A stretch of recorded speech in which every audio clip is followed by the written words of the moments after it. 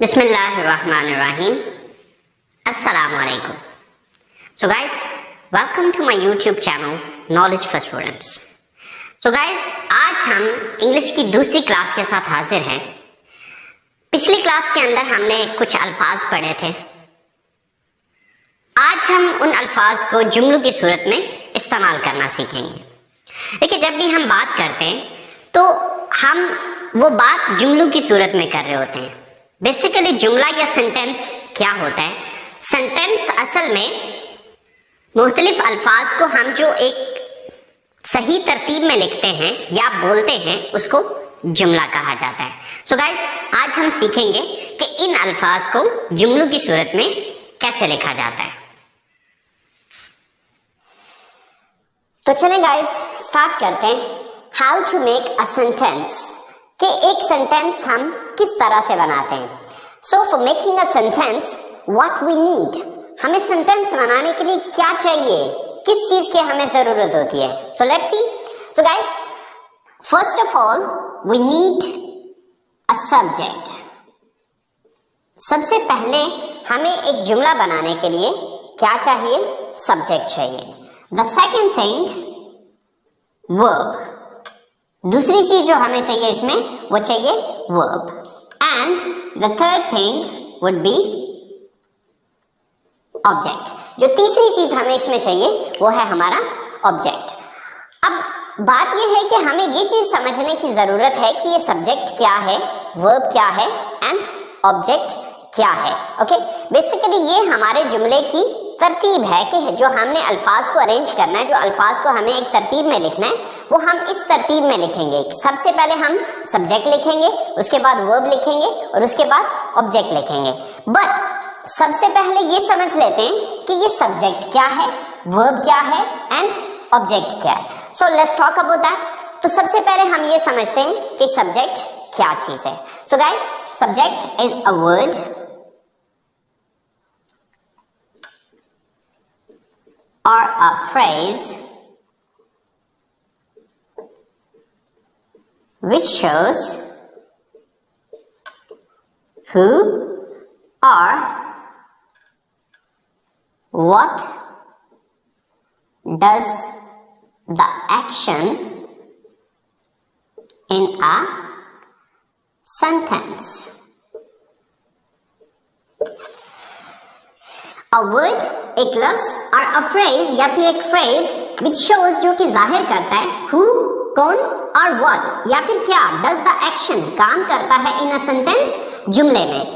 यानी कि एक ऐसा लफ्ज या फिर एक ऐसा फ्रेज जो कि ये जाहिर करता है कि जुमले में काम कौन कर रहा है या क्या चीज है जो जुमले में काम कर रही है। तो शॉर्टकट में अगर अपने अल्फाज में कहना चाहूं तो मैं ये चीज कहूंगा कि जुमले में सब्जेक्ट कहा जाता है उसको जो काम करने वाला होता है। तो शॉर्टकट ये कि काम करने वाले को सब्जेक्ट कहा जाता है। फॉर एग्जाम्पल,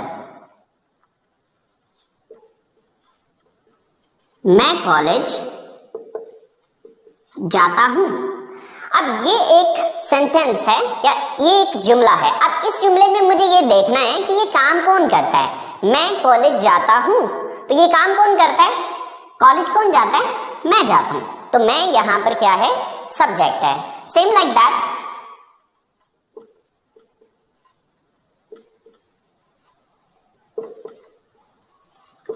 हम क्रिकेट खेलते हैं।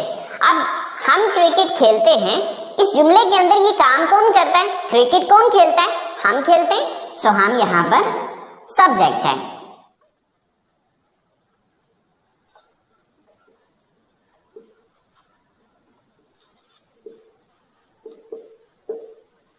गाय घास खाती है।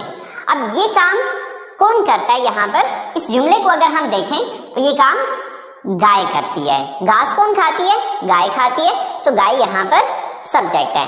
तो सिंपल ये कि जुमले के अंदर काम करने वाले को सब्जेक्ट कहा जाता है। सो गाइस, चले हम चलते हैं अपने सेकंड पॉइंट की तरफ। सो हमारा सेकंड पॉइंट है verb. So What is a verb? Verb होता क्या है? तो चले देखते हैं।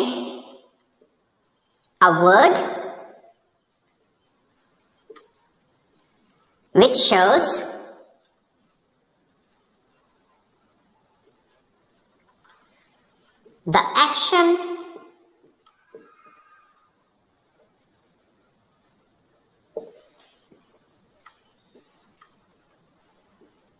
occurrence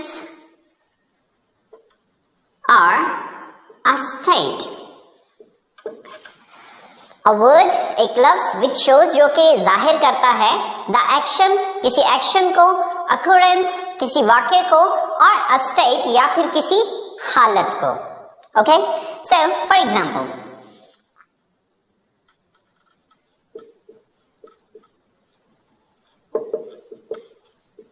मैं कॉलेज जाता हूं. सो यहां पर काम करने वाला कौन है? मैं हूं. तो मैं हो गया सब्जेक्ट. लेकिन अब देखना यह है कि मैं करता क्या हूं. सो जाता हूं, ये यहां पर हमारा वर्ब है. सेम लाइक दैट,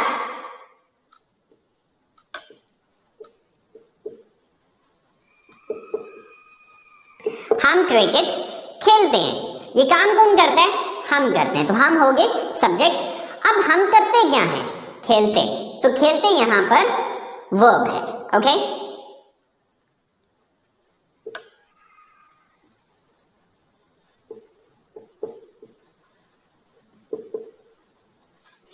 आप इंग्लिश सीखते हैं. ये काम कौन करता है? आप करते हैं. तो आप हो गए सब्जेक्ट. लेकिन आप करते क्या हैं? सीखते हैं. तो सीखना वर्ब है.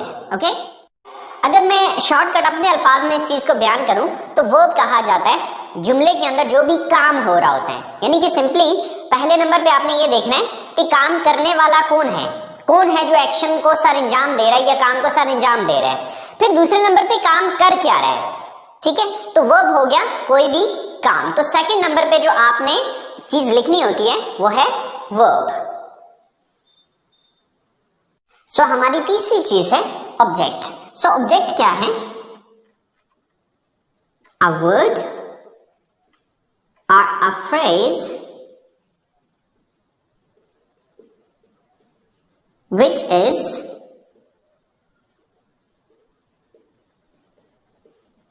affected by the action of a verb. A word, एक लफ्ज, और a phrase, या फिर एक phrase which is affected by the action of a verb, जिस पर किसी वर्ब का या किसी काम का असर हुआ होता है. तो यानी कि शॉर्टकट अगर मैं अपने अल्फाज में समझाऊं तो जिस चीज पर काम वाकया हो रहा होता है उस चीज को ऑब्जेक्ट कहा जाता है. मिसाल के तौर पे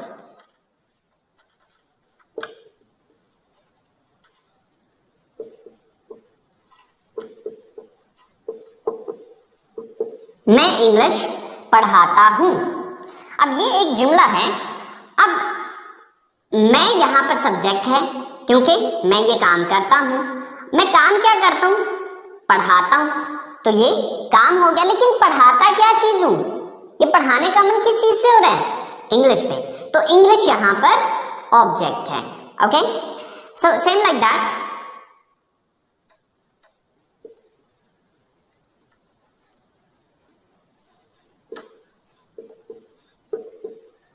गाय घास खाती है. सो ये काम कौन करता है? गाय करती है. सो गाय सब्जेक्ट है. काम क्या करती है?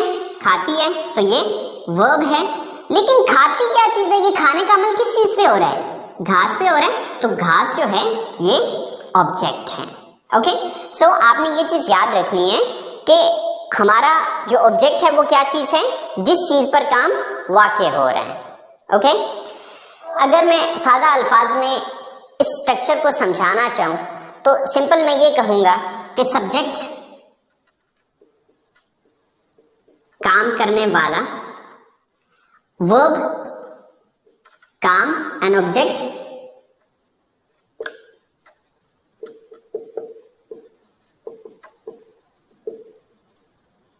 जिस चीज पर काम हो रहा हो. जब भी आपने एक उर्दू जुमले को इंग्लिश में लेके आना है तो उसके लिए आपने इस तरतीब को फॉलो करना है, या इस ऑर्डर को, इस अरेंजमेंट को फॉलो करना है कि सबसे पहले आपने उर्दू जुमले के अंदर ये चीज देखनी है कि इस जुमले में काम कौन कर रहा है. सबसे पहले उसकी इंग्लिश लिखनी है. दूसरे नंबर पे फिर ये देखना है कि ये बंदा या ये चीज काम क्या करती है, उसकी इंग्लिश लिखनी है. और उसके बाद फिर तीसरी चीज आ जाएगी कि ये चीज नोटिस करनी है कि किस चीज पर वो काम करता है. ओके, इस तरतीब को फॉलो करते हुए आप हजारों के हिसाब से जुमले खुद से बना सकते हैं अगर आपको उन अल्फाज की इंग्लिश आती हो। तो चलें गाइस, कुछ एग्जांपल्स देखते हैं, कुछ उर्दू स्टेटमेंट्स बनाते हैं और उनको इंग्लिश में ट्रांसलेट करके देखते हैं। तो सो गाइस शुरू करते हैं। ये हमने कुछ 4-5 स्टेटमेंट्स लिखी हैं। अब इन स्टेटमेंट्स को हम इंग्लिश में ट्रांसलेट करके देखते हैं। तो गाइस हमने फॉलो करना है इस स्ट्रक्चर को। ओके, तो आप देखिए कि सबसे पहले हमें क्या लिखना है। अब इस जुमले को हम इंग्लिश में ट्रांसलेट करना चाह रहे हैं, तो सबसे पहले हम ये चीज देखेंगे कि इसमें सब्जेक्ट कौन है। सब्जेक्ट किसको कहते हैं? काम करने वाले को। मैं किताब पढ़ता हूं, तो अब इसमें सबसे पहले मैं ये नोटिस करूंगा कि ये काम कौन करता है इस जुमले में। तो ये किताब कौन पढ़ता है? तो किताब कौन पढ़ता है? मैं पढ़ता हूं। तो मैं की इंग्लिश सबसे पहले लिखी जाएगी। तो मैं की इंग्लिश क्या है? आई। ओके, इसके बाद सब्जेक्ट मैंने लिख दिया। इसके बाद दूसरी चीज आ जाएगी वर्ब। वर्ब किसको कहा जाता है? काम को कहा जाता है। तो अब देखना यह है कि मैं काम क्या करता हूं। तो मैं पढ़ता हूं। मैं किताब पढ़ता हूं, तो मैं काम कौन सा करता हूं? पढ़ता हूं। तो अब दूसरे नंबर पे जो मुझे इंग्लिश लिखनी होगी वो पढ़ना की इंग्लिश है। तो पढ़ना की इंग्लिश क्या है? रीड। I read.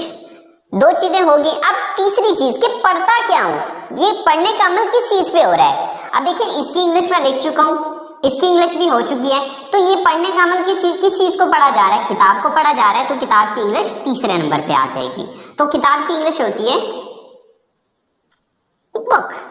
तो आपकी यही स्टेटमेंट जो आप उर्दू में ये कह रहे हैं कि मैं किताब पढ़ता हूं, इंग्लिश में ये होगा I read book. Okay, same like that the next statement is हम खाना पकाते हैं। तो अब सबसे पहले हम इसमें ये देखेंगे कि काम करने वाला कौन है, ये काम कौन करता है। तो ये काम करता है हम की इंग्लिश क्या होती है? वी। ओके, सेकंड नंबर पे आ गया काम। कि अब हमें ये देखना है कि ये काम हम करते क्या है, क्या काम करते हैं। इस जुमले के अंदर हम काम क्या करते हैं? पकाते हैं। तो पकाना की इंग्लिश क्या होती है? कुक। We cook. ओके, पकाते क्या चीज है? ये काम किस चीज पे हो रहा है? तीसरी चीज है ऑब्जेक्ट। ठीक है, तो पकाते किस चीज को है? खाने को। We cook the food. Okay, so your statement is complete. हम खाना पकाते हैं, in English we cook the food. हम खाना पकाते हैं। Same like that we move to third statement. और थर्ड स्टेटमेंट इज आप इंग्लिश बोलते हैं। सो सबसे पहले ये देखना है कि ये काम कौन करता है। सबसे पहले सब्जेक्ट देखना है, काम करने वाला कौन है? आप है। आपकी इंग्लिश क्या है? यू। ओके, काम क्या करते हैं? बोलते हैं। Sir speak. थर्ड थिंग के बोलते क्या है? English. Sir English. So your complete statement is you speak English. वो कपड़े खरीदती हैं, मतलब वो काम कौन करता है? वो, यानी कि वो ज्यादा है, वो लेडीज हैं, वो लड़कियां हैं। सब वो जमा की इंग्लिश क्या होती है? they। फिर काम क्या करती हैं? वो खरीदती हैं, buy। they buy। खरीदती क्या चीज है? कपड़े। sell clothes। they buy clothes। वो कपड़े खरीदती हैं। Same like that the last statement is Asim और आमिर क्रिकेट खेलते हैं। सो काम कौन करता है? आसिम एंड आमिर। आसिम एंड आमिर, ये दोनों काम करते हैं। तो सबसे पहले हमने सब्जेक्ट लिखा, देन काम क्या करते हैं? खेलते हैं, प्ले। क्या चीज खेलते हैं?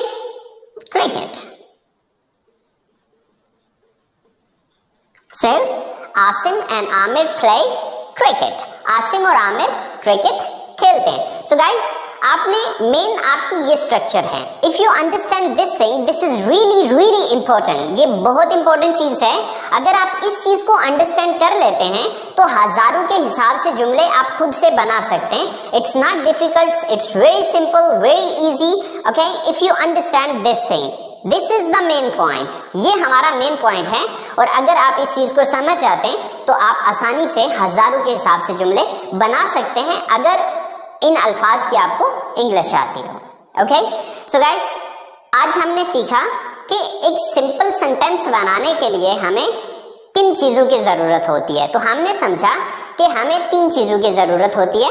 Number 1 subject, number 2 verb and number 3 object. Subject मैंने बताया कि काम करने वाले को सब्जेक्ट कहा जाता है। ये आपकी सबसे पहली चीज है जो आपने उर्दू से इंग्लिश में ट्रांसलेट करते हुए सबसे पहले नंबर पे रखनी है। दूसरे नंबर पे आ जाएगा वर्ब। वर्ब कहा जाता है किसी भी एक्शन या किसी भी स्टेट को, मतलब किसी भी काम को आप सिंपल अपने अल्फाज में काम कह सकते हैं। कि देखना ये है कि जो काम करने वाला है वो काम क्या कर रहा है। और फिर तीसरे नंबर पे ऑब्जेक्ट, यानी कि ये काम किस चीज पर हो रहा है। बस ये तरतीब आप अपने जहन में रखें और इस तरतीब को मद्देनजर रखते हुए आप हजारों स्टेटमेंट्स आसानी से खुद से बना सकते हैं। सो गाइस, ये आप लोगों का होमवर्क है। 10 स्टेटमेंट्स हैं जो कि एज अ होमवर्क मैं आप लोगों को दे रहा हूं। ओके, सबसे पहली स्टेटमेंट है हम किताबें खरीदते हैं। नंबर 2 वो म्यूजिक सुनते हैं। नंबर 3 आप फिल्में देखते हैं। नंबर 4 मैं बर्गर पसंद करता हूँ। नंबर 5 हम चाय पीते हैं। नंबर 6 आप कंप्यूटर इस्तेमाल करते हैं। नंबर 7 मैं फुटबॉल खेलता हूँ। नंबर 8 आप उर्दू बोलते हैं। नंबर 9 अली और साकिब कॉलेज जाते हैं। और नंबर 10 हम जूस पीते हैं। सो गाइस, ये 10 स्टेटमेंट्स आपने अपने तौर पे कोशिश करनी है। खुद से आपने इन स्टेटमेंट्स को बनाना है और बना के इनको बोलने की कोशिश करनी है। बिकॉज स्टेटमेंट्स लिखना अलग चीज होती है, इनको बोलना एक अलग चीज है। सो हम बात कर रहे हैं स्पीच, अल्फाज को, इन जुमलों को अपनी जुबान से अदा करेंगे उतना ज्यादा आपकी रवानी बनती चली जाएगी। सो गाइस, कल ये स्टेटमेंट्स मैं खुद भी बना के आपको बताऊंगा, तो आप देख लीजिएगा कि आपने उन स्टेटमेंट्स को कैसे बनाया था और मैंने इन स्टेटमेंट्स को कैसे बनाया है। अगर कोई थोड़ी बहुत मिस्टेक हो गई है, डजंट मैटर, स्टार्ट है, स्टार्ट में डेफिनेटली थोड़ी बहुत मिस्टेक्स होंगी, बट कोई मसला नहीं है। आपने कोशिश करनी है अपनी तरफ से इस काम को करने की, and with the passage of time इंशाल्लाह आप अपने अंदर चेंजेस देखेंगे कि आप इस चीज को इम्प्रूव कर रहे हैं। सो गाइस, उम्मीद करता हूँ आपके आज के लेसन को आप लोगों ने एंजॉय किया होगा, एंड इंशाल्लाह जिंदगी रही तो मुलाकात होगी आपसे अगले लेसन के साथ। Wish you all the best. So Allah Hafiz.